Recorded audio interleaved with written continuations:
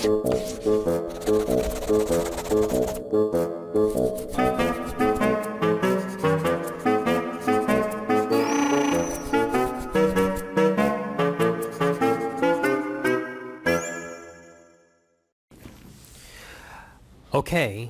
in the next few minutes, we're going to talk about the essay. Okay, for this essay, which is your assignment for this semester, you have to choose a topic from the four. The first one is intelligence, nature, or nurture.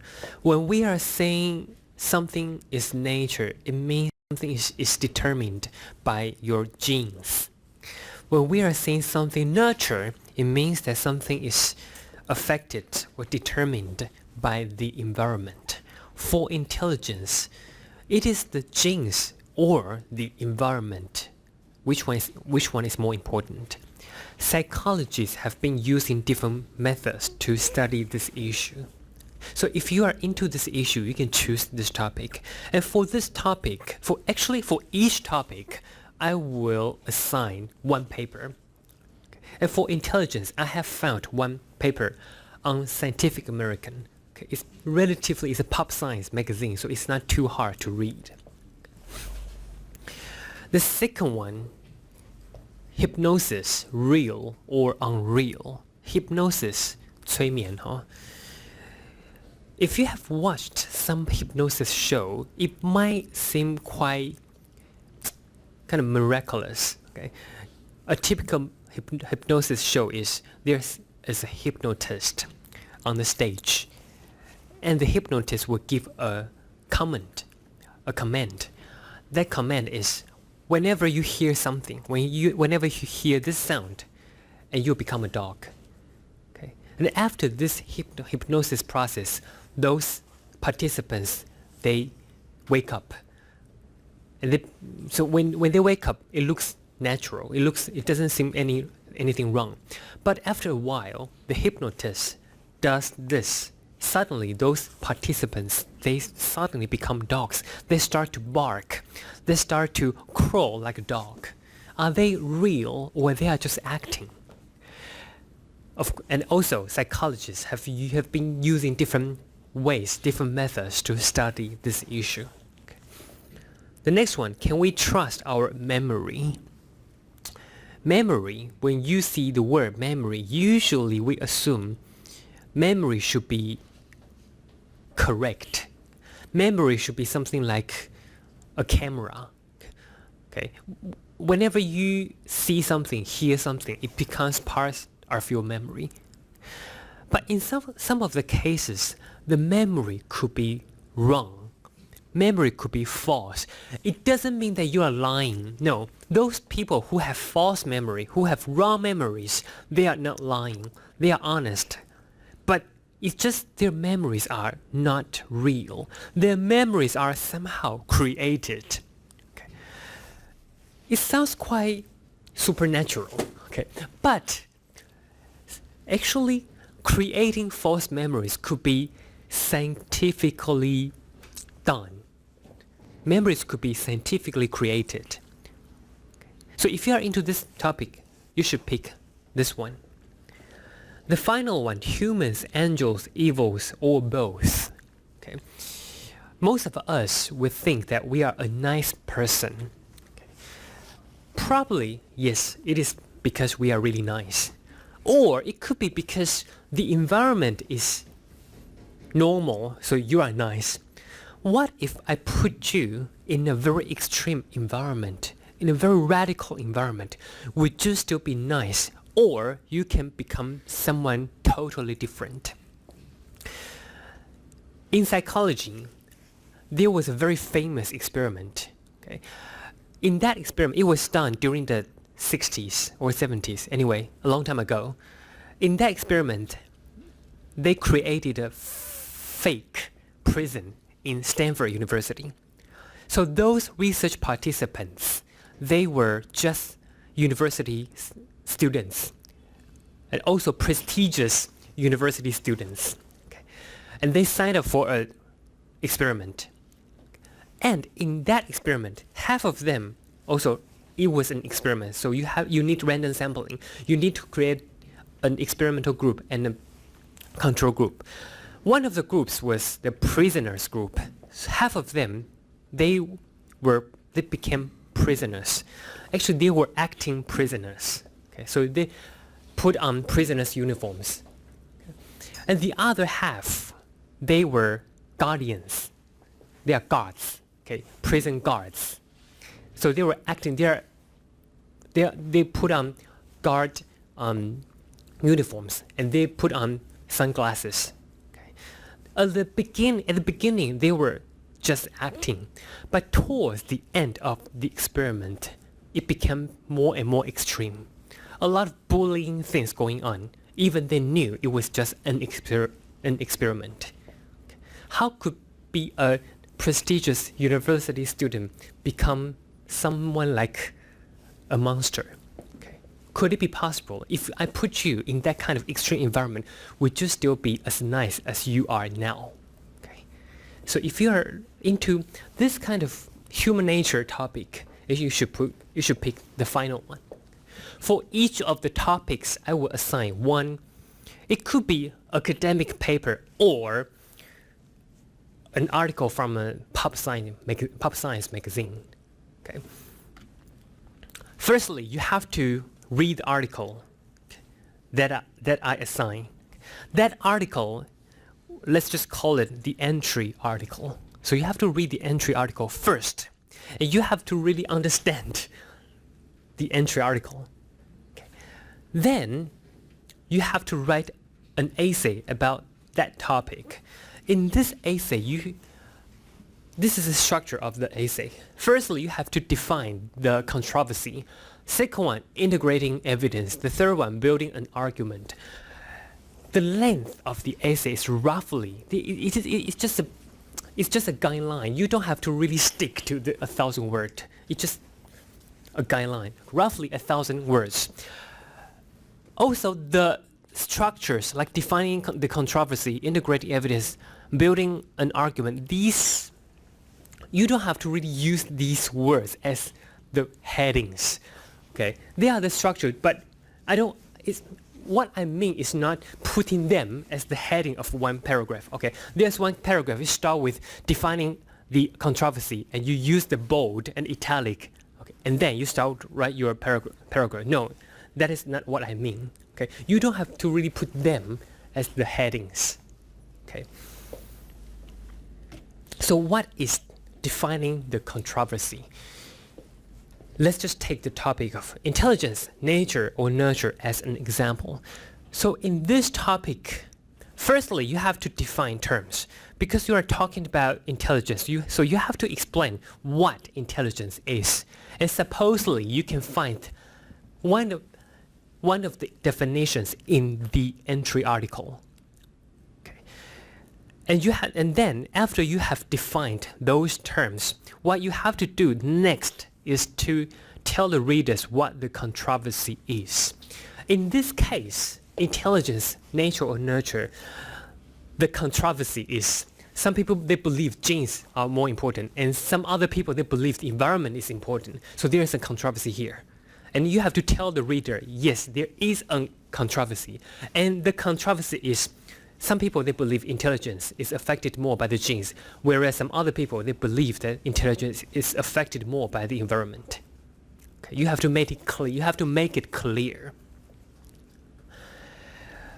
And then the next part is integrating evidence.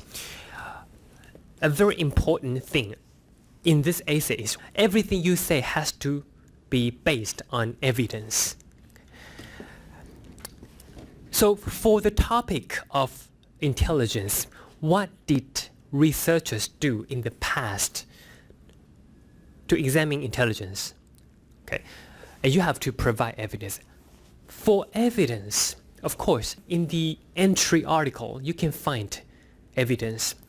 But sometimes, probably, the information about particular study is not very clear on the entry article. So in most of the case, sometimes you might have to find another paper or another article as your evidence. And when you are reviewing those evidence, you have to review those studies in a way that your readers can easily understand. In this essay, although it is you write this essay for this course, eventually I will be the person who read your essay. But please, when you are reading the essay, imagine your readers are other university students. So for other university students, they might not be familiar with what is intelligence, what is hypnosis. So you have to make things clear. And also, when you are referring to any theory or other studies, you have to cite that article and list them in the reference list section at the end. Okay. When we are talking about evidence, the next question is, how do you find those evidence? Okay. Firstly, you can just read the article itself. This is the entry article for intelligence. So if you look at this file, it is an article from Scientific American. Okay, so it's not too difficult to read. So you have to read this article first, and at the end of the article, you can find some here, more to explore. So if you are particularly interested in one of the studies, for example, this one, the genetic of cognitive abilities and disabilities, then suppose if you're interested in knowing more details about this study, you should find the original paper. Okay, how do you find the original paper? Here is the reference, Scientific American, and in NC2 library they have Scientific American. And if you want to find this article in Nature, NC2 library also has Nature. So suppose you can find most of them in the library website, and you can download the electric file. Okay. Sometimes, if you want to find more recent studies, one of the strategies is, okay, if you just use the paper title and type it on Google, usually you can see something like this, and cited 1,001 times. Anyway, you can find those more recent studies. In this case, there are 1,001 studies. So of course you have to, sometimes it's too much. So if it is too much, then you need to use more keywords to restrict your search. Okay. So after you have integrated your evidence, then at the end of your essay, you have to build an argument. So how do you think, according to your opinion, now you have reviewed so many previous studies, and probably they have inconsistent views. How would you think, according to opinion, do you think intelligence is determined by nature, nurture, or both, and why? Okay. Why do you think so? Okay. And of course, your argument could be inconsistent with some of the studies you reviewed. Then probably you have to explain why. Why is there a inconsistency between your argument and one of the studies that you reviewed? Okay. And at the end, do you have any suggestion for the readers? So after all those studies, after you have reviewed those studies, if you want to give a suggestion to the society, for example, to the education system, because the study on intelligence could have impact on our education. So if you want to give any suggestion to educators, to teachers, to parents, what kind of recommendations, what kind of suggestions would you give? Okay. So basically this is the structure of the essay. So far, does anyone have any question? Okay. The next part is some issues about writing itself. Firstly, when you are writing your essay, please imagine your readers are other university students. Okay, so you have to make things clear. The next one, in your essay, supposedly there will be many different paragraphs. In each paragraph, please, the first sentence, please use the first sentence as the topic sentence. So in your first sentence, for each paragraph, it has to specify the main point of the whole paragraph. Okay, please follow this structure. The first sentence of each paragraph has to be the topic sentence, which has to specify the main point of the whole paragraph. Okay. Coherence. Okay. Coherence means that there should be a smooth logic flow from paragraph to paragraph. Okay. It could be a little bit abstract to talk about what coherence is. Here is a bad example. Okay. If you choose intelligence, and in one of the paragraphs, you talked about a controversy of intelligence being affected more by genes or environment, paragraph 1. And then the following paragraph, you talk about the history of intelligence tests. And basically, there's no relationship. If you only look at individual paragraph, probably it reads well. But if you look at the whole essay, somehow the logic doesn't flow from paragraph 1 to paragraph 2. The readers will be confused. The readers will be confused by why you talk about the history of intelligence tests after the controversy. In this case, it is an incoherent writing.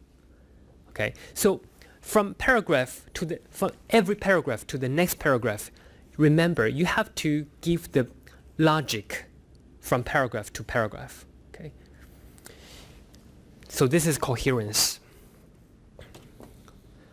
The next one, subject-verb agreement. This is particularly important for most of us because we are not English native speaker. So when you are using verbs, remember the verb. When you are using a verb, you have to change the verb according to the subject. I suggest, you suggest, he suggests, that study suggests. Okay.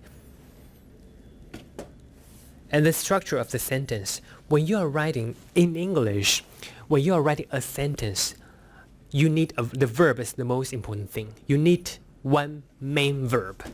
Okay.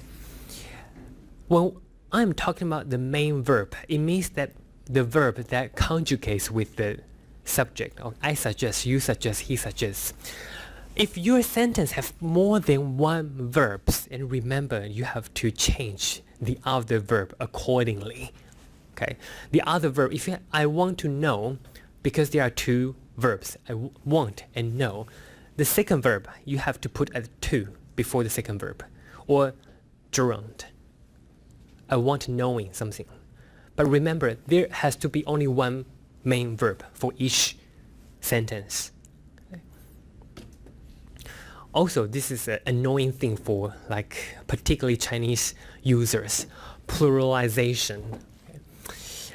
When you are writing your essay, when you are using nouns, please just be mindful of how many of them you are talking about. Are you talking about one study, two studies, three studies, many studies, previous studies, okay, future studies? You have to use either previous studies or a previous study. How many of them are you talking about? Please be mindful of the quantity. In my opinion, according to opinions from other researchers, how many opinions are you talking about?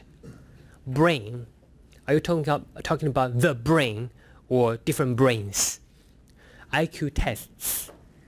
Are you specifically talking about one IQ test or in general IQ tests?